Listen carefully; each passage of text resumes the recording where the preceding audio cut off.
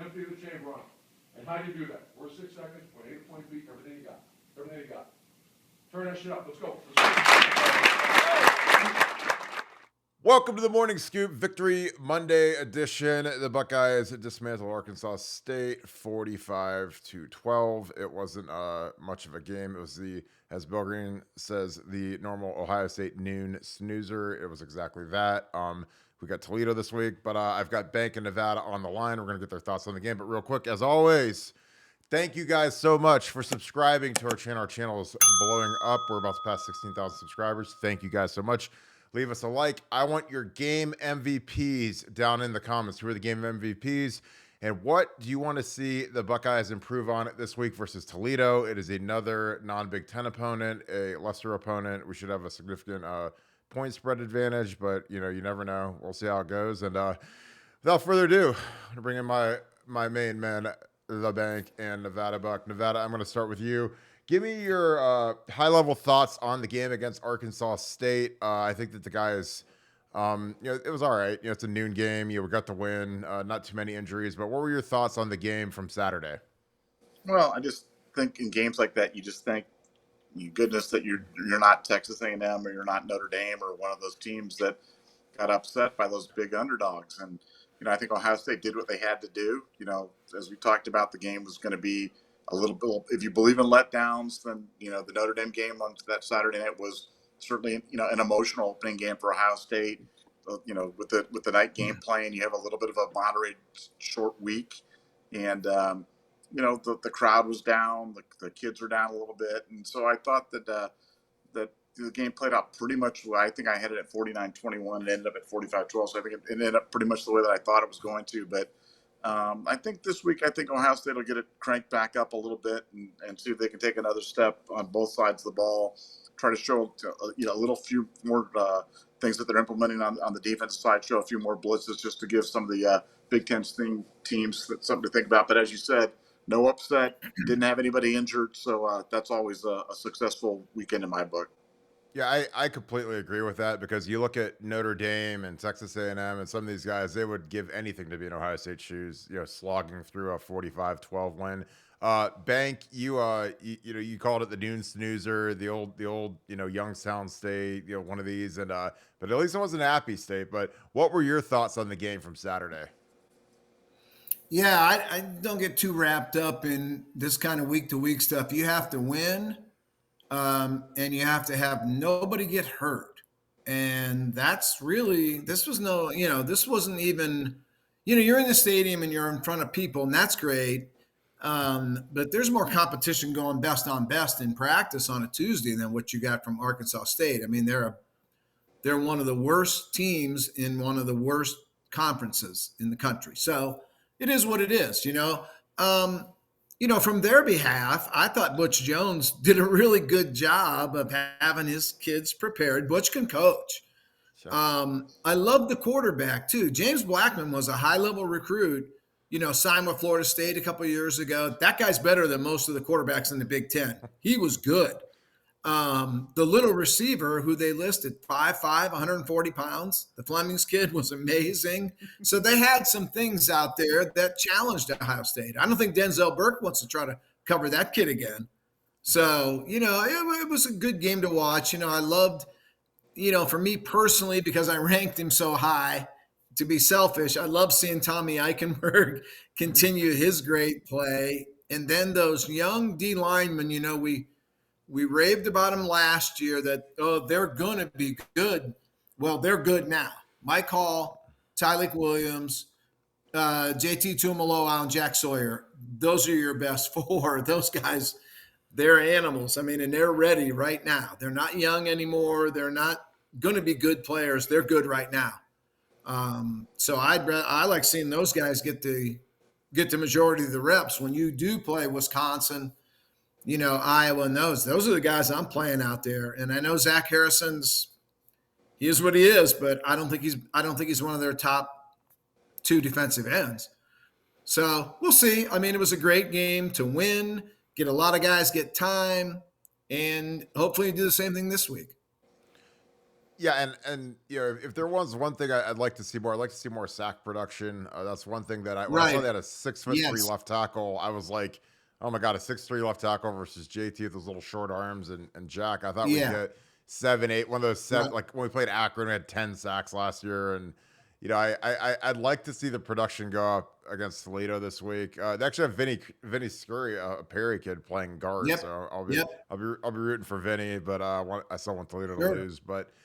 If I was disappointed in anything, I mean, obviously, the secondary play, and it's just a good reminder for a kid like Denzel that you still got to show up and play because when you're one of these teams in Arkansas State and you're going to play in the horseshoe, even if you're at Arkansas State and you're one of these bounce back kids from Florida State or Oregon State or whatever, those kids all want to play in the National Football League. And this is the only tape that scouts are going to watch. So for that 5'5", 140-pound Darren Sproles receiver kid, I mean, that was his Super Bowl. And, and Denzel, if he didn't have his mind right for the game, you're going to get lit up. You're going to get torched because these guys, the thing about when you play these little teams is like they're going to play the greatest games of their lives against you because they know that's the only game that the scouts are going to watch. They're not going to watch when they play Tuskegee or Alcorn State or whoever the hell else they play. But when they play Ohio State, those scouts are going to say, oh, God, this kid, they're going to look at that stat sheet and say, 10 for 110 and a touch, or what, he didn't have a touch, but it's just like,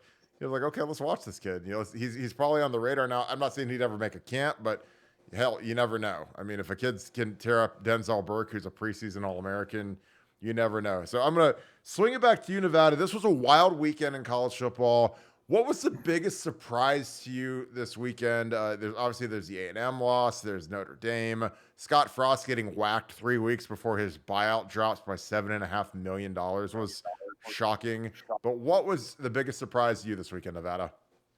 Well, I think the biggest surprise, I mean, obviously, App State winning at Texas A&M, just that was just a stunner to me. I think you look at that game and it had every earmarks of a game that Texas A&M was just going to roll on. You expect maybe something like that if it was on the road or it was a neutral site game or somehow those guys ended up playing somewhere else, but not at home. And losing like that to a team like that was shocking to me. I think it kind of set the whole tone for the weekend. Though the whole weekend was upside down. There were upsets all over the place. There were little conferences that are beating up on some of the bigger conference teams. There's the Big Ten, frankly, has been laying an egg, and the Big Ten West right now is as bad as I've ever seen it, and that's not good for Ohio State. I don't think in terms of playing against teams like that. I think it's better when the Big Ten's better, and I like when the competition's better. Just strictly from a consumer standpoint, it's a little bit more entertaining. But I think the college football world. I don't know if it was NIL madness or transfer portal madness or COVID layover from years ago where kids are moving back and forth or whatever it is. But I just feel like this is going to be one of the craziest years that we see in college football. There are no super teams. I mean, Georgia's the closest thing that you've got to a super team, and they lost so many players last year to the NFL draft. It's just amazing that they've been able to reload and come back at it that quickly. But I think this is going to be an up and down. I think this year is going to be wide open until the very end. And I think as an Ohio State fan, as Bill said, you just got to win, advance, move on, stay healthy, and hope you're there at the end because anybody can win the championship this year. That's for sure. Yeah, it's crazy. Bank, what's the craziest stuff for the weekend for you, man? Because this was a wild one. Yeah, I still, even though I kind of, in our gambling thread, I picked the Alabama Texas game to be very low scoring, and it was. And then I picked, Texas to cover the 20-point spread, but I never thought I would see what I saw. And I got to say, your boy, Quinn Ewers, he only lasted, I think, 3 series. He was unbelievable. He torched Alabama like I've never seen an 18-year-old kid, freshman. And that's a very experienced secondary Alabama he has. Mm-hmm. And Will Anderson and those dudes coming off the edge, and they were coming for him. They finally got him. It was kind of a dirty hit, too. They planted him, which you're not supposed to, have the full body weight on the guy when you sack him. But Kirk, the throws he was making were out of this world. I mean, he was fitting balls in windows that were tight. throwing deep balls that were dimes. I mean, I was kind of a skeptic. I kind of thought he was just pretty hair. Texas high school football, where those games are all 75-70 every week, and those kids never do anything. But man, he was blowing me away. I really I hate seeing anyone get hurt, but I hated to see that kid get hurt because I was having so much fun watching him play quarterback, and he wasn't doing it against Arkansas State. He was doing it against Nick and the boys, and that is a very experienced defense. Okay, a lot of guys back. The whole secondary's back. I mean, these are experienced Bama dudes getting lit the F up.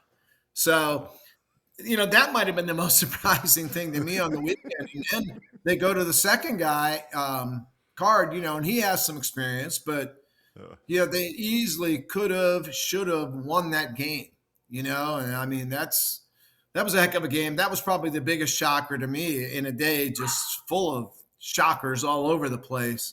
But that one, I mean, because I watched every play of that, Ohio State back and forth, my neck was about getting sore. I couldn't turn away from that Bama-Texas game. Yeah. And Texas matched their physicality of Bama. You know what I mean? It was Texas almost winning a street fight where you would have thought for Texas to hang in there with Bama, it would have had to have been one of those up and down the field, Johnny Manziel crazy games. It wasn't. It was old style football, rock'em sock'em football. And I think Texas was just as physical as Bama. And nobody has called Texas physical for the last decade. No. And I've never seen a team get jobbed more than Texas did. And I love Quinn to death, but I don't care if Texas wins or loses. It doesn't mean anything to me. But that safety call where they called roughing the passer, where they tackle the guy, they tackle Bryce in the end zone. I was like, that was the worst call I've ever seen. Then JC Latham, I mean, I got away with holds in my life. I never got away with one like that where the guy's jersey is stretched and the guy reaches. There's certain things that mentally trigger in my mind that's an automatic holding call.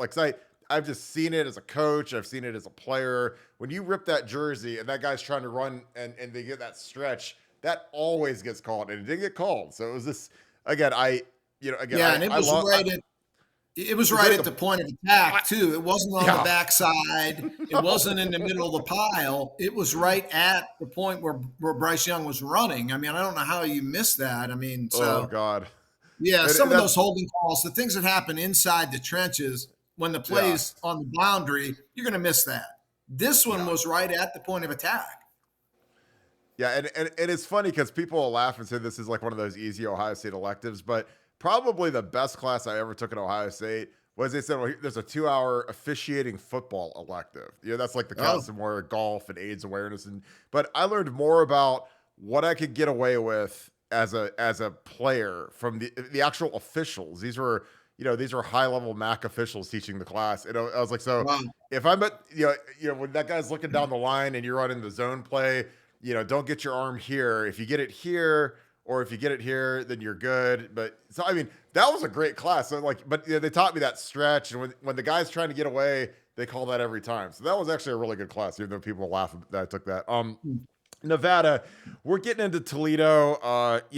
Obviously a lot of the steam went off the Wisconsin game because they lost to Wazoo in Madison, because the Big Ten West is literally they're the pallbearers of football, where they just let us down every single week. They let us down one more time. Wisconsin losing to Wazoo doesn't help next week's matchup after the Toledo game.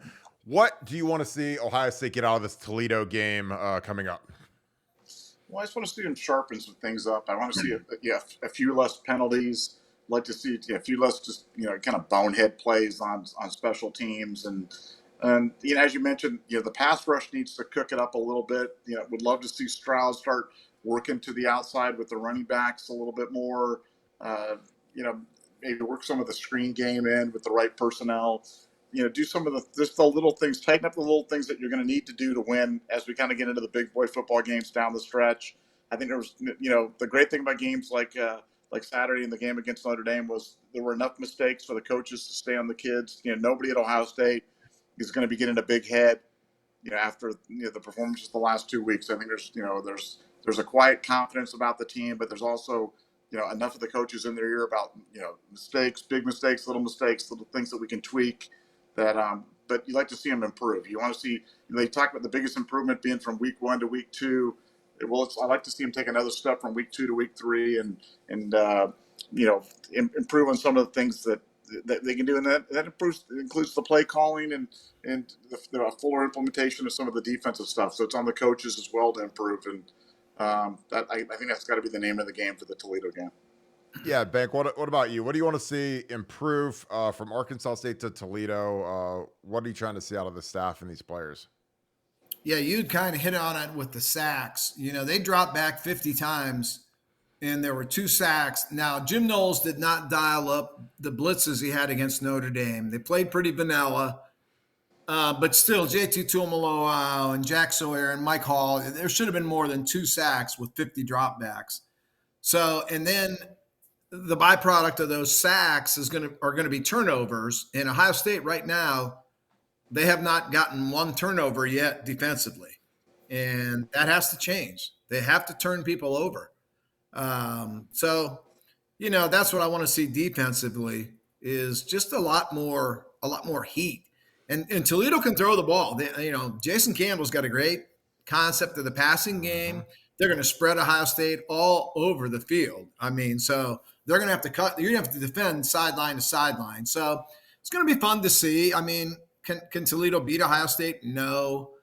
Can they do some things that Ohio State can learn from that can benefit them down the road? Yeah, because they're going to spread Ohio State out, and they're going to throw that ball. Every guy is a potential receiver on every play. So it'll be fun to see. The DBs kind of got torched up a little bit last week by the little Flemings guy. 10 catches, one dude getting 10 catches on you. Should be an eye opener. So I'm looking forward to seeing it. I really like Jason Campbell's offense, and I think you're going to see more out of Jim Knowles this week. I think with more of the exotic blitzes we saw against Notre Dame. Yeah, and again, I like the way the Arkansas State game flow worked out, where we win 45-12, so we get like a decent number up on the scoreboard, but it wasn't a performance where the guys can just kind of rest on their laurels. It wasn't like a 77-3 or. These guys are probably going to. I'm sure they got it really good in film today from these coaches because it wasn't the most solid effort I've ever seen. And I've been in 2004. We needed a Mike Nugent 55-yard field goal to beat Marshall. So I've been in Marcus Freeman's seat where we almost lost to Marshall. And we played Toledo in 2011 in the Joe Bowserman, Funkadelic era where we literally needed a Johnny Simon sack. Yeah, he cheated him. Tim Beckman's a friend of mine, and he swears to this day that the officials just cheated the heck out of him in that game, and that's hard for me to argue. There were some calls in that game those officials wanted to come back to Ohio Stadium. I think that they wanted to go up in the suite and eat some of the leftover food from the press box or from the suites or something. But I'm just telling you, because Campbell was down on Campbell was the OC for that game, and I was talking to him about that. He's like, if you guys didn't have Johnny Simon, we beat you. And I was like, yeah, you're probably right because we were terrible. We couldn't piss the drop on offense. So I was like, you probably do end up killing us because I look back at how bad we were in 11 in Luke's one year, and it was really bad. Yeah, Nevada, the Big Ten, it looks weak. What are the odds that we see another top 5 matchup at the end of the year between Ohio State and Michigan? Well, I think the odds are pretty good. I think you look at the schedule for Michigan, and Michigan's playing well. And I think it has all the earmarks of one of those games that both teams are going to go in, clearly highly ranked. It's Michigan's Michigan. They've got bragging rights right now. They came in and pushed us around last year and did something they hadn't done in a very, very long time, and not only beat us, but beat us physically.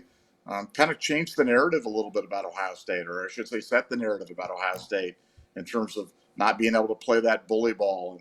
And, I think, Ohio State's going to have to come out this year and take that back. And, that's how Ohio State kind of established that against Michigan by playing tough and being tougher than Michigan year in, year out. Well, it wasn't that way last year, that's for sure.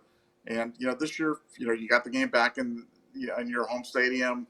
The crowd will be loud. It'll be great. But I think it's going to be they're going to be highly ranked teams coming into that game, and that's I almost call it a classic, but it's going to it's going to be a great Ohio State Michigan game, and I certainly it's the game I've got circled on the calendar for me as one that's a must see game, and I think for everybody else as well. Well, I think my biggest thing, Bank, I'm going to switch over to you. If you are the handicapper right now, you're setting the point spread. What spread do you put for the Michigan game in Ohio Stadium in November for a future cast? Wow, that's a tough one. I mean, maybe 10. I don't know. 10? As long. Whew. You think give it- more? Do you think the it should hell, be more or hell less? no. You mean Ohio State's favored by 10? I don't know, I man. would think so. I mean, it'll be But interesting. it's September. We got to see where we're at. And I want to say something else first. Sure. Ohio State lost last year to Oregon, and Oregon was not a good football team. Okay, so don't write off Wisconsin yet. Yep. They lost the other day, no doubt. But the only way a Big Ten team can beat Ohio State, look, Notre Dame had the lead in the second half against Ohio State. They're no good at all. I said that from the beginning, that they're a decent Big Ten team is who they are. And they may not be that. But Wisconsin have the scheme to beat Ohio State. You know what I mean? Purdue cannot come in and beat Ohio State. They're not going to win a 45-40 game. If you're going to beat Ohio State, you're going to have to beat them up, control the ball, be physical, and that's the Wisconsin MO. I know they lost the other day to Wazoo, but don't write them off yet because they have the scheme and the style to play Ohio State. I'm not going to be surprised if that Wisconsin game is a really good game. It won't shock me at all. Oh, I completely agree with you because you look at the teams that have given Ohio State trouble over the last 2 years, like Minnesota before Ibrahim, blows his Achilles, like running the because again, it's again, I know we both went to Massillon Perry. It's like Keith Wakefield, like run the ball, have 45 minutes of time of possession, run for 200 yards, and keep CJ Stroud holding a Gatorade on the sideline, with a towel over his head. I mean, because that's the way you do it. Like, I mean, how do you beat Ohio State with their explosive offense? Have that offense sitting on the sideline the whole game. I mean, that's what Notre Dame tried to do. It's what Michigan did. Yeah, and they did a good job. Notre Dame did a really good job of that. If you'd asked Marcus Freeman, you're going to be okay with having the lead in the second half, he'd be like, I'll sign up for that right now. Let's not even play the first half, as opposed to getting, if he would have got stuck 21-3 in the first quarter, it'd have been over and there'd be no chance for them. So, and that's going to be the way Wisconsin's going to play Ohio State. Iowa's going to play Ohio State. Penn State's going to play Ohio State. Michigan State's going to play Ohio State. And Michigan is going to play Ohio State. So Wisconsin fits the pattern of a team that can give Ohio State trouble. Oh, I totally agree. 'Cause, I mean, even Utah. Utah ran it on us. And, granted, if they had me playing cornerback against Jackson Smith and Jigba, otherwise that might have been a loss for the Bucs. So, Nevada, how much pressure is going to be on Ryan Day for this Michigan game coming up at the end of the season? No, I think it's going to be tremendous. I think it's, I think it's kind of a statement, almost defining game. If you lose one time to Michigan, and people can kind of forgive that as something that happened. You lose twice in a row to Michigan, and then you've completely changed the narrative about that rivalry. And I think for Ryan Day, also you lose to Michigan, and that means you're not in the playoff either. You're not in the Big Ten championship game. There's a lot of considerations that go to having something like that happen consecutively. That hasn't happened in a very long time at Ohio State. So I think the game's tremendously important. As Bank said, when Bank was saying 10 points, I was thinking 9.5. So I think that's probably the right line. Now I think Ohio State was about that favored on the road last year at Ann Arbor when they got beat. So I wouldn't make too much of that. But I think it's going to be a double-digit spread when they play. And I can't disagree with anything Bank said about the types of teams that give Ohio State trouble and the formula for beating Ohio State. I think Wisconsin's just so devoid, and all those other teams they're so devoid of any playmakers that it's just going to be tough. It's going to be tough for those. There's no Lee Evans out there that's going to do some double move on Chris Gamble and beat him in a rainstorm or something like that. But you got to go out and play the games. And so a lot worse teams than Wisconsin won this weekend against big time teams on the road. So I take nothing for granted and got to take them 1 week at a time. Yeah, I totally agreed. Bank, outside of Michigan, coming down the stretch, this will be the final question. Wrap it up for you guys. Who is the biggest threat to beat Ohio State before we see the Wolverines? Yeah, I would say Penn State, just because they've given Ohio State so much trouble in the last 6, 7, 8 years. They don't win often, but man, that James Franklin, for all of his shortcomings as maybe a game manager, and man, he's going to have that team ready, and they're going to be ready for a rock fight. They're going to fight Ohio State to the death, and that's just their MO. So, I would say Penn State is the one that can give them the most trouble, just because I've seen it so many times. Or some of these teams, you almost wonder if they're beat, before they take the field. They won't be. They will come into that game thinking they're going to win, and they're going to play. It's going to be a rock fight with those guys, and so was Ohio State better? Absolutely, they're better than Penn State. But that would be the game. If there would be one that I think, a team that can cause trouble, it would be Penn State. Yeah, and again, like that's the thing that's beautiful about college football is like there's some teams that they have different motivation levels despite having superior talent. Because again, like there isn't a human being on earth that is going to put any amount of money on A&M losing to App State, because they just had the greatest recruiting class of all time. They beat Alabama last year, and Right. people were picking them to make the playoffs. And but Me Appy too. State should, I know. I mean, I'm I one. think, I think Jimbo's a great coach, and He Jimbo, if is. you watch his press conference from earlier in the week, he was very high on App State, and it wasn't like some BS like Jim Tressel, well, Youngstown State's going to be really competitive. No, like he knew the tight end, he knew that the one linebacker is a high NFL draft pick. Like he knew all their personnel, and they had a lot of fourth, fifth, and sixth year guys on their O line, and they took it to them. I mean, again, like pretty much anybody in the universe would trade for A&M's recruiting class, especially that D-line class they brought last year. Now, a lot of those guys didn't play, but they had a preseason All-American safety. They have All-Americans all over the lot. So, no one's picking App State. So that's why it's interesting with the motivation levels, because that's why with these games, man, it's survive and advance, because you could be sitting and be a Notre Dame fan today, a Texas A&M fan today, a Florida Gator fan today. There's a lot of teams that the bubble bursts, pretty early. Yep. Nevada, I'm gonna swing it back to you real quick. Which team are you with Bank on Penn State, or is there a different team you would pick that is the biggest threat to Ohio State before we see the Wolverines? Yeah, I picked at Northwestern as being my possible trap game earlier in the season, and I'm going to stick with that one just because that seems to be another place that we just always seem to be having trouble. And it's coming off a stretch of some seemingly more important games. It'd be an easy game for Ohio State to overlook, and going up there, like you said, with the grass, 9 inches long, and it's just Fitzgerald's going to have them ready to go, and it's just going to be a funky game. I just have a feeling that one, for whatever reason, I don't have any idea why. I just have a feeling that one is going to be a closer affair than it should be, and I'd love that to be wrong. I'd love it to be a 57-0 snoozer, but I think somehow, some way, Fitzgerald will have those guys ready to go, and the Buckeyes beware. Yeah, I mean, some of these buildings in the Big Ten, like some of the places you go to on the road, like when you play at Penn State, you play at Iowa, you play at Michigan, you should be juiced up generally just because the environments are so nasty and hostile. Camp Randall. But man, you go to like Ryan Field, Northwestern, it is just a dump. It's freezing cold, grass is high. There's like, there's a lot of fans there, but it just looks like a high school stadium. And so does same with Illinois, Indiana. And again, sometimes our guys, we don't play well in those environments because they're just not juiced up.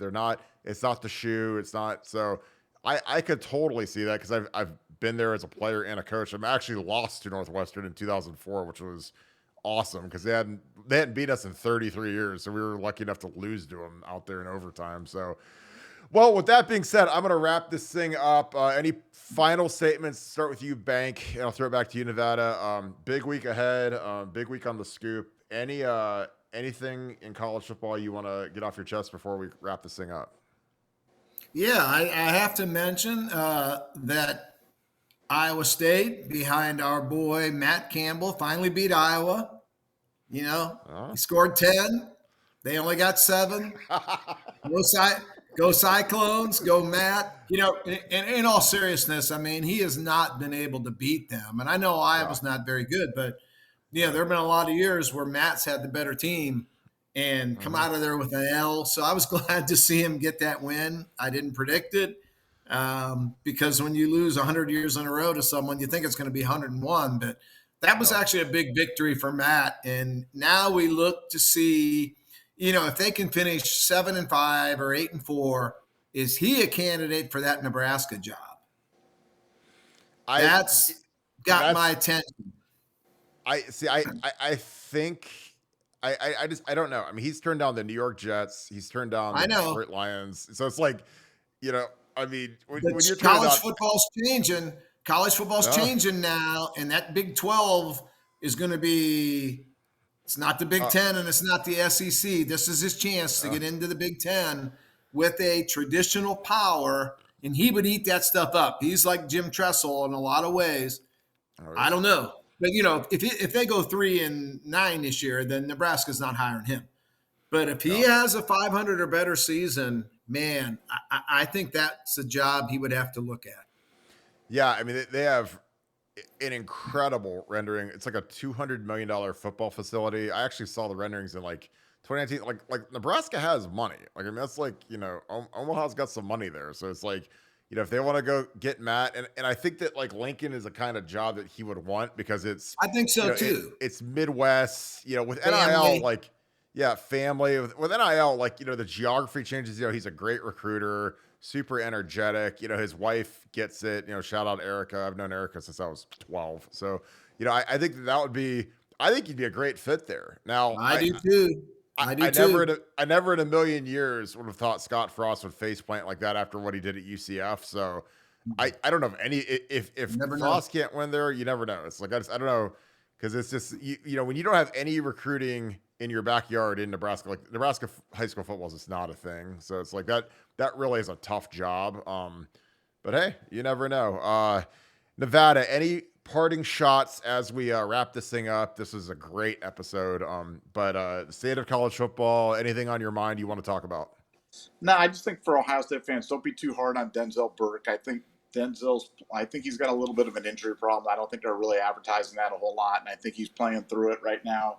I don't think he's 100%, and I always have a little bit of sympathy for somebody like that who's running around because he looked bad on Saturday. There's no getting around it, and I think he's a little bit more banged up than they like. I think they're a little thin at defensive back. They probably should be getting some other guys in there, but I think he'll bounce back strong and hopefully have a better second half of the season than he did. And we saw kind of a similar thing with Josh Proctor where he got pulled against Notre Dame, and I thought he came back and played really well against Arkansas State. So hopefully Denzel could do something similar here in the second half of the season. Yeah, and I will say something about Jim Knowles that I love. Man, he is all about accountability, man. And these guys better sharpen their pencils when they're getting ready to go take a test on a Saturday, because, man, he will hook you, and you'll be standing next to the rest of the coaches watching for the rest of the game, because that's his style. He let J.K. get in for a few drives. He put Denzel back in quicker than Josh Proctor. But I kind of like that, because these guys, they better be locked in on a Saturday. They better not take a Saturday off and not show up focused and not ready to go. And, and again, like with the Josh Proctor thing, I always feel like there's something else going on. Maybe he didn't have a good week of practice. He was late to something. Like, to get a hook that quick, it's like 2 drives in after he'd been the starter all summer. It's something kind of stank there. But, Jim Knowles does not play around well. Gentlemen, I'm going to wrap this one. This was a fantastic episode. Thank you both. Appreciate you guys as always. Wow, what an episode with the bank in Nevada. It's fantastic content. They have their game recaps up on BuckeyeScoop.com. We are the number 1 fan site for Ohio State football. We appreciate you guys so much. Keep grinding, keep subscribing, keep liking. What do you want to see out of this team this week? Do you want to see more pressure from the defensive line? Do you want to see more sacks? Do you want to see more carries for Trey Henderson? There's all kinds of things to talk about. And also, what was the biggest surprise of the college football weekend to you? I mean, a lot of you are going to put A&M getting upset by Appy State at home, but put that in the comments. I read all your comments. I appreciate the love. Appreciate you guys so much. You guys are the best. I hope you guys have a great rest of your week. Thank you so much, Buckeye Nation. And thank you, Scoop family. I hope you guys have a great rest of your day. Go Bucks.